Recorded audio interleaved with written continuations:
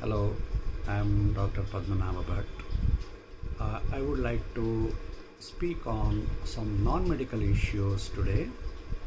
I see a lot of confusion and chaos in the education field now.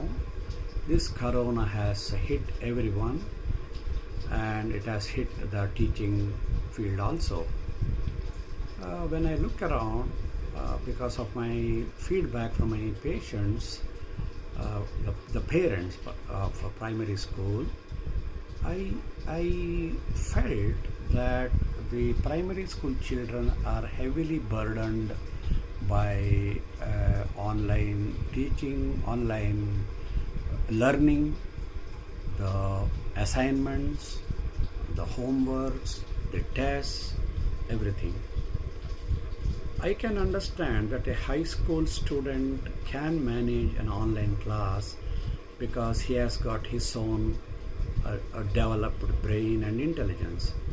But I find these tiny tots not capable of understanding the nuances of online education. Hence, they are always confused, irritable, and whatnot. So they come to me for solution. So I would like to tell a few lines regarding this in general, unbiased. See, this teaching system has got three stakeholders. One, the management. Two, the teachers. Three, the parents. Of course, there is the fourth one, that is the children. But children in primary level, they may not have their own opinion about education. But talking from all the angles, okay, let me talk about the management point of view. Yes, management is also totally confused because it's a peculiar new situation. They also don't know how to cope with this. So they put pressure on the teachers. Hey, do something, so that the children will learn something new. The teacher, she's also totally unaware to this new system. So she thinks that she is doing her best by giving a lot of assignments, a lot of tests, online tests, activities, this, that and all. Poor parents, yes, I am for them to some extent because most of the parents are working class. Both the parents leave the house at about 8 o'clock and come back at 8 o'clock in the evening. The children somehow manage to attend the classes, but they cannot understand certain things and they are under a lot of pressure.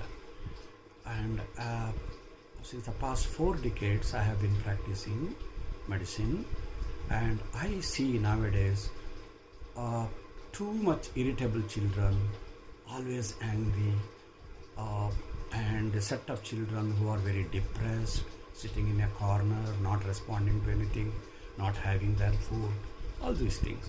So I am talking as the parent, I am talking about the parents' point of view. They don't have much time to be with the child for hours together. They can allot 30 minutes or 40 minutes, something like that. And it is a big problem, for the parents to cope with the pressure of their professional work and this household work, plus be accompanying the children.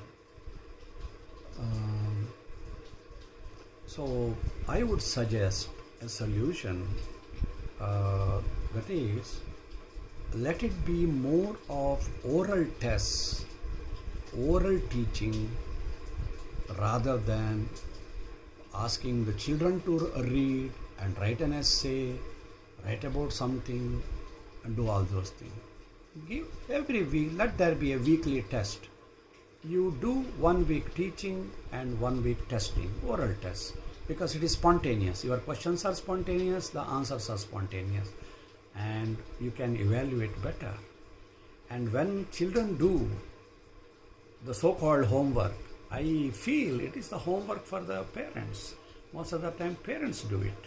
In the night, late hours, they keep late at night, and they solve their children's problems. And when I see creativity, when I hear about creativity, the so-called creativity. It is a creativity of the parents. The child cannot do certain things, certain models and all. It is only the parents who do. And what creativity you find out in the child, those are all in the classroom. You can do all those things, wherein you actually see. So this is a virtual thing what you are doing now. So best way of testing a child's knowledge is impart the knowledge in 1 week, ask questions next week. That will be an ideal situation. This is what I feel as far as the parents' point of view is concerned. I feel sorry for the teachers because they are sandwiched between the students and the management. They have to do their bit. In their over enthusiasm, they try to stuff so much of syllabus into the curriculum, and they are only worried about how to finish the syllabus.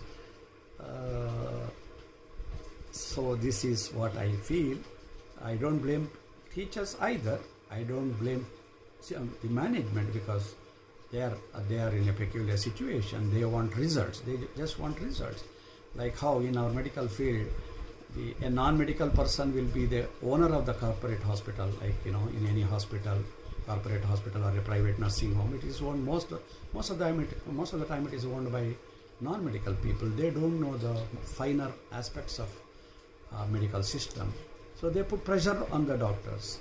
I can understand that, the enthusiasm of the management.